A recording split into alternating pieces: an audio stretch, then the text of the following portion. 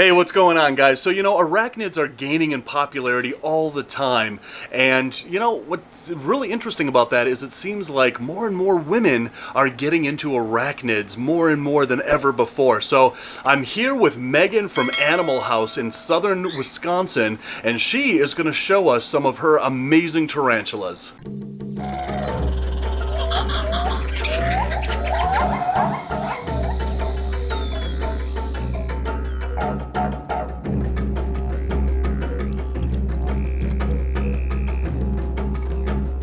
All right, so this is Megan. Megan, you have an awesome array of tarantulas here. Let's just start with this guy right here. So this is my Nicaraguan curly hair tarantula. Nicaraguan curly hair tarantulas are actually different from their Honduran counterparts, not by species, but by how they look.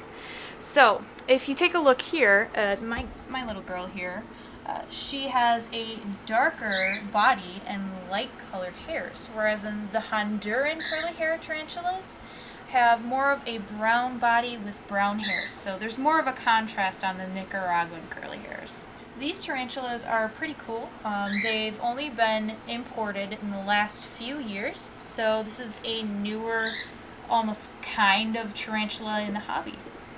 I've raised this girl ever since she was itty bitty. She was about the size of my thumbnail, and I've had her for about a year and a half, and she's already gained to about 2.5 to 3 inches. Wow.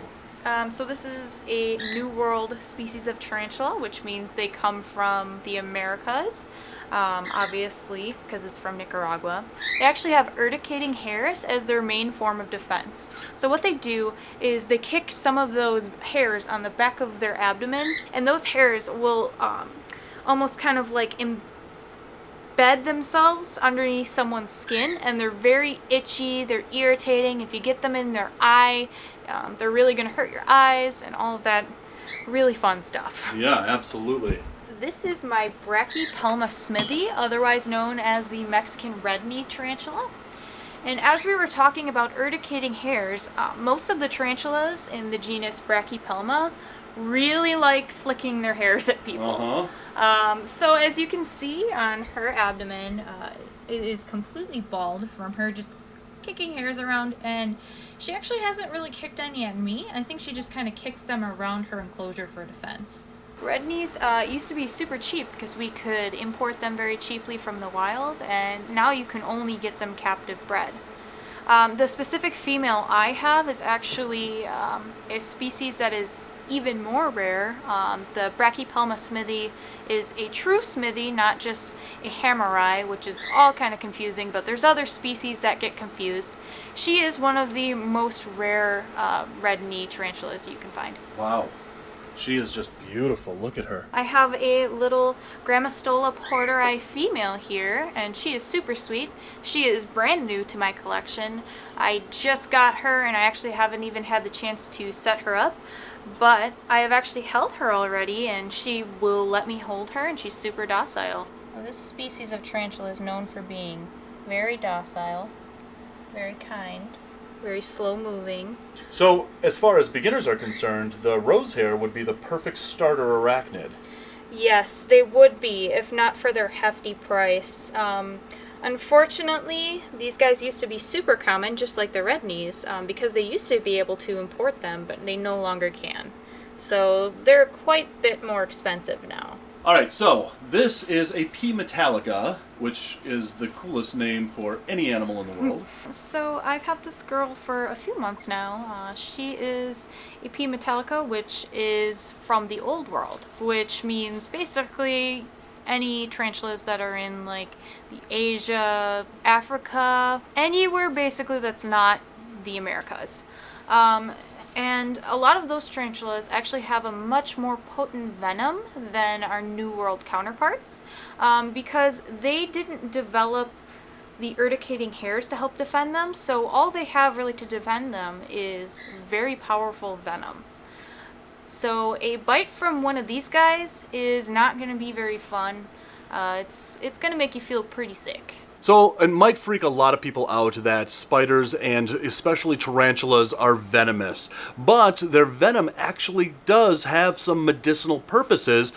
But in order to find that out, you have to go to a venom lab that does extraction on these spiders. And for that, we have to go to this place, the world-famous M-Toxins Venom Lab. So as my tour of M-Toxins began, Megan, who's the director of operations here at M-Toxins Lab, told me that this is one of the only venom labs in the United States that actually does venom extraction on arachnids and other venomous invertebrates. All right, so the first animal that we're going to see an extraction from is actually a giant centipede. That's right. And so it's a little bit different than milking a snake. Yeah, completely different process. These guys are invertebrates. They have a lot of little legs. And so you have to actually kind of give it some knockout juice. Right, so all of our invertebrates, except the scorpions, we would lightly sedate with CO2, which is not toxic to invertebrates. It lightly sedates them just like when you get laughing gas at the dentist. And that's not to protect us, because these guys actually aren't all that toxic compared to most of the snakes we work with. It's to protect them because they have their skeleton on the outside of their bodies.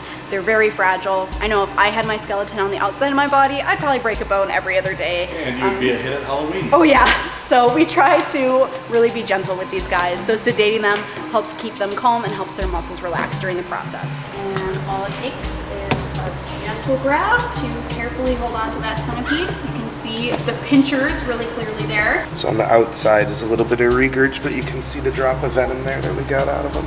He is totally awake. So from that, you get one little drop of venom, or two little drops of venom. Correct. And what doesn't look like a lot to us can actually contain thousands of the molecules that the researchers want to get out of the venom. So a little can really go a long way. Wow. And there he's back in his enclosure. He's about fully awake already. Fully awake. And he's got his food in there. He's gone home to a meal. He's ready to go.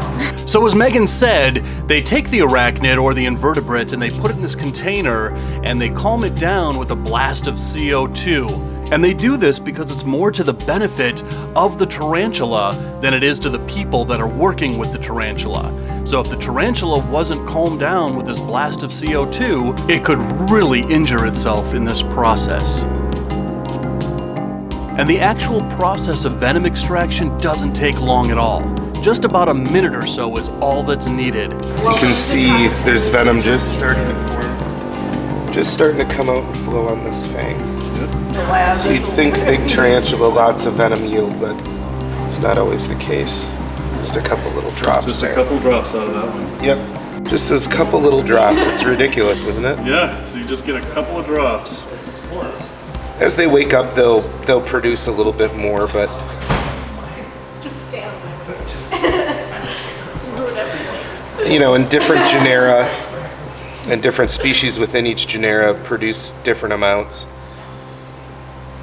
Wow, that Those are still fangs I wouldn't want to go into me. yeah, absolutely.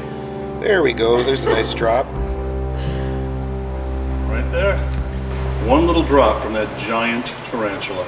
So guys, M-Toxins is one of the coolest places in the world. Not only do they venom extract from arachnids and other invertebrates, but their specialty is venomous snakes. And you can see that video on my other channel, Dāv Kaufman's Reptile Adventures. That link is in the description below. So there's a lot more animal adventures coming up, including more arachnid videos. So hit that subscribe button, and when you do, hit that bell so you never miss an upload. And thanks again for watching, and until the next animal adventure, love the planet and rattle on.